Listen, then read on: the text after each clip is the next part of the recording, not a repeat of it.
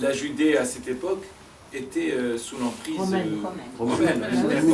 Alors, sous l'administration romaine. Il faut juste rappeler un fait historique. Le mot juif à cette époque n'était pas du tout péjoratif comme il peut l'être aujourd'hui. Parce que le mot Judas, et Judas avec un H, et non pas avec un S, d'ailleurs, on a même dit que le Judas, parce que c'était le traître, alors on a... J'avais même écrit à l'époque au petit Robert, qui est devenu depuis moyen Robert au grand Robert, de changer le H avec un petit S. Parce qu'enfin, il fallait peut-être... les Judéens de cette époque, le mot Judas vient de la tribu de Juda, qui était installée dans cette région. Donc les Judéens, c'était fort... ils étaient juifs, mais est-ce que tous les autres tribus étaient aussi juifs, mais n'étaient pas forcément judéens? Donc peut-être que le texte, je n'essaie pas de défendre le texte, mais je pense que le texte tel qu'il a été écrit à cette époque, et je pense que le terme le plus juste, ça serait judéen, qui ont conduit, c'est-à-dire une partie de ces Judéens, de cette tribu-là, qui a conduit l'histoire que vous racontez. De toute façon, historiquement, même le terme judéen est trop large par rapport à ceux qui sont impliqués dans la condamnation de Jésus.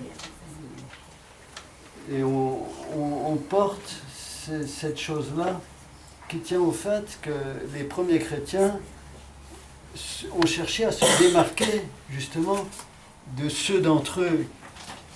Eux étaient juifs, il y avait les juifs qui étaient devenus chrétiens et les juifs qui n'étaient pas devenus chrétiens. Et les juifs qui n'étaient pas devenus chrétiens, on les a tout simplement appelés les judéens, d'un terme simplificateur. Je ne sais pas comment, Philippe, tu vois les choses. Donc c'est sûr que le mot juif, dans les textes bibliques, tels que vous l'évoquez dans les évangiles, sont depuis quelques années bien analysés et on les traduit davantage par judéen. Et c'est vrai aussi que notre compréhension et lecture du mot juif dans les évangiles a été fortement impactée par la Shoah. Et qu'on ne lit plus les évangiles aujourd'hui comme on les lisait avant la Shoah. Et donc du coup, voilà, il y a cette... Vous avez raison. D'ailleurs, le premier terme juif utilisé dans les textes, je parle dans les textes écrits, c'est dans le livre d'Esther. Oui. Le premier terme juif, il est marqué dans l'Empire perse. Donc la persécution. Oui. Avant, c'était les Hébreux. Non, avant, c'était les enfants d'Israël. Parce qu'il faut dire les enfants d'Israël, c'est-à-dire les 12 tribus. Parce que une centaine d'années à peu près avant la destruction du premier temple, c'est-à-dire en moins 586, donc une centaine d'années avant, les autres tribus, il y avait donc un deuxième, il y avait le royaume d'Israël et le royaume de Juda. Le royaume d'Israël a complètement été exilé, déporté, ainsi de suite. Et 722. À peu près, c'est ça, un peu plus d'une centaine d'années avant. Et si vous voulez, donc, après la destruction du premier temple, la seule tribu qui résidait, c'est-à-dire celle de Benjamin, qui habitait en Judée, là où se situait le temple, plus les Lévites, c'est-à-dire les prêtres qui servaient dans le temple, se sont retrouvés. Donc c'est 2 tribus et demie, enfin 3 tribus, parce que la tribu des Lévites n'en est pas une. En réalité, ils se sont appelés les Yehudim. Les Yehudim, c'est-à-dire les Juifs, on les appelait par rapport à leur ascendant Juda, tout simplement, descendants de Juda. Et juste une petite parenthèse, la notion de Jésus est liée dans les textes du Talmud. Et il faut rappeler, le contexte historique qui est très très très important. Le mot Jésus, c'est Yeshua, ça veut dire la délivrance. N'oublions pas que à cette période-là, les Juifs étaient complètement malmenés. Et donc, il n'y a pas eu, et je vous démontrerai si vous voulez bien, il y a eu plusieurs Jésus il n'y a pas eu un seul. Il y a eu des centaines de Jésus. Pourquoi? Parce que à chaque fois qu'il y avait un quelconque espoir de sortir du joug romain, les Juifs s'allier, partait, parce que Rome était c'était un empire puissant qui était là, qui était latent, qui était difficile. Donc, à la limite, les textes se comprennent dans leur contexte historique. C'est vrai que je me pose la même question que vous, madame. C'est vrai, est-ce que cela, pour autant, a mené beaucoup de gens à haïr les Juifs? Non. Bon, on peut dire que oui, on peut dire aussi non. Hein. On peut dire non comme on peut dire oui. Hein. Je veux dire, il y a eu malheureusement. Il n'a pas fallu que les textes, il y a eu autre chose. Il y a eu autre chose, mais je parle des personnes qui ont pris le sens littéral du texte, hein, comme d'ailleurs dans le Talmud, où on utilise parfois certains termes pour dire non-juif et qui est presque péjoratif aussi. Je crois que c'est vrai que le commun, le populisme, le commun du peuple qui n'utilisait pas l'exégèse, a fait la bêtise que nous connaissons et qui a traversé les temps, et que, Dieu merci, aujourd'hui nous sommes dans des siècles, dans des moments plus de réflexion. C'est pour ça que ces textes, même s'ils nous servent de base, mais c'est vrai que pour ceux qui les ont utilisés comme base, mais comme base vraiment, base limite, c'est vrai que les questions peuvent se poser. Et puis il y a aussi le fait que c'est développé dans l'histoire du christianisme cette idée d'une théologie de la substitution, c'est-à-dire que l'Église, comme Nouvelle Israël, prend la place d'Israël.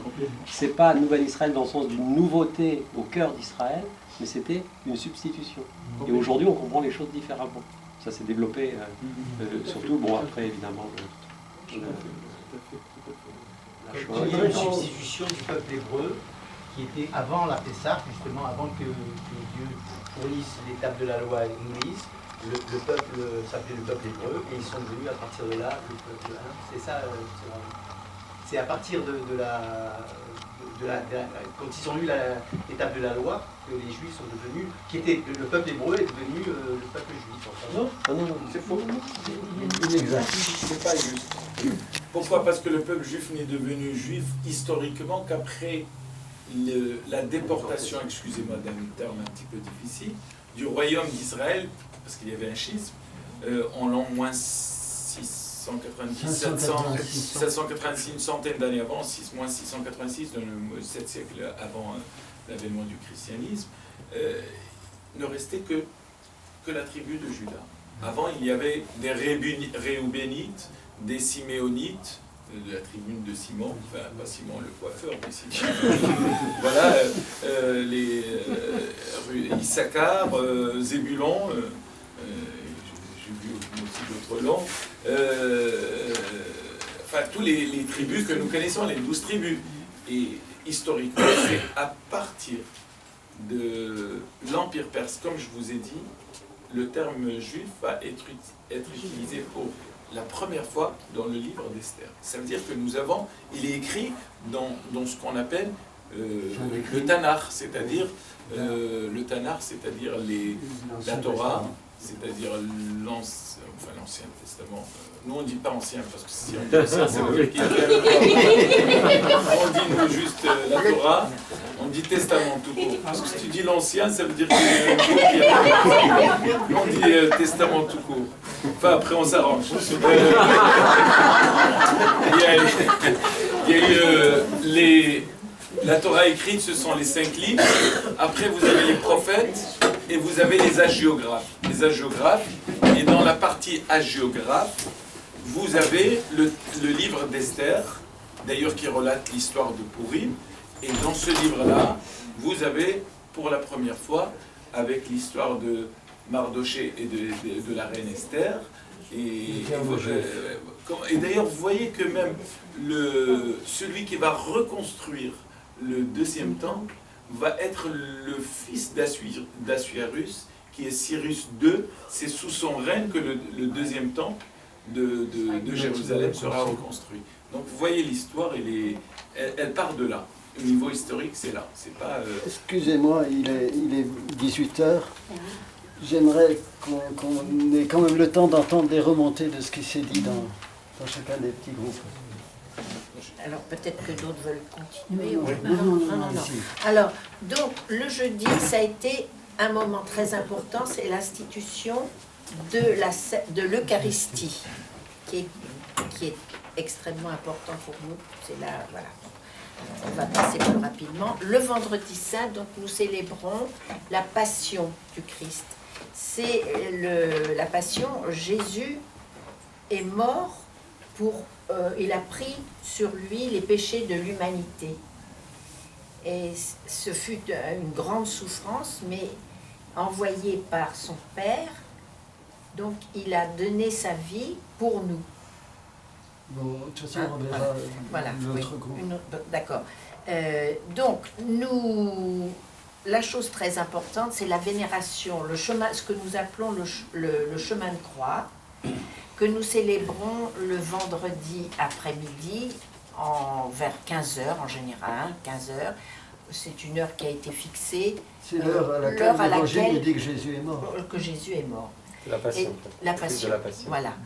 Donc, Pourquoi 15 heures? c'est C'est la l'heure à mort du laquelle Christ. il est mort. Mais ils avaient l'heure exacte. c'était Ouais, ouais, il est mort. La 6e heure.